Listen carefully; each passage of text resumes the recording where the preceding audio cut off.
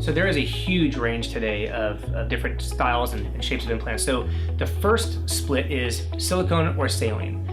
In my practice, I use probably 98% silicone, so I tend to focus on that. But there's also saline implants. Saline implants come in at a huge range of sizes and styles, as do silicone.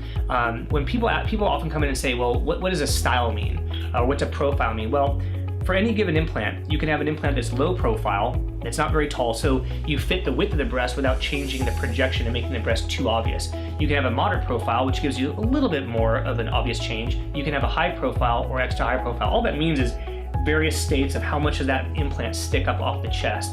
It tends to be that the more high the profile, the more obvious or maybe potentially less natural that result might be. It doesn't mean you can't get a great result or a very pretty result with high or extra high profile implants, but it's a different type of look. So one of the things we establish during the consultation is, what are your goals? And once we know the goals, it usually tells you which implant to use. Some of the other choices would be, within silicone implants, you've got round implants and shaped implants. The shaped implants have a nice tapered look, so some patients come in and say, look, I don't want anybody to know I have implants. I want as natural an upper pole as possible. Well, for some of those patients, a shaped implant might make sense. Those are the shaped implants are what people have called for years the gummy bear implants. That being said, you can still, in many cases, get a very natural upper pole if you use the right style and size round implant.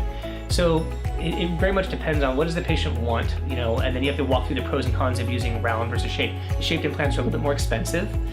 With the shaped implants, if you don't put it in perfectly, the breast will look rotated, and about 3 or 4% of the patients who get a shaped implant eventually have what we call malrotation, and we have to fix it. Whereas a round implant can spin around as much as it wants, and it's always round, always looks basically the same. In terms of the round implants come in smooth, and they also come in a textured. The textured implants can have some benefits if we put the implants above the muscle. For most people, I would say the average augmentation we do typically uses a smooth round implant. And then yet another option that people have is the highly cohesive versus the sort of normal silicone implants.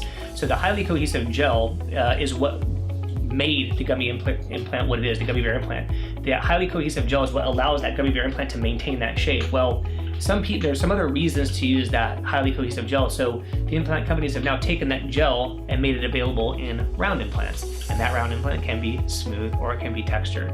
At the end of the day, it's a lot of information. And my summary is this. I don't think patients should feel compelled to pick the perfect implant on their own by doing Google research.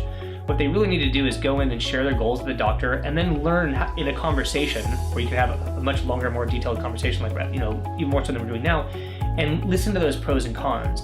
And then the patient should really choose of those pros and cons what makes most sense for the patient. There's financial components to it. There can be different complications associated with different implants. So the decision comes at the end of a thorough conversation between the individual patient and the doctor that they choose to see.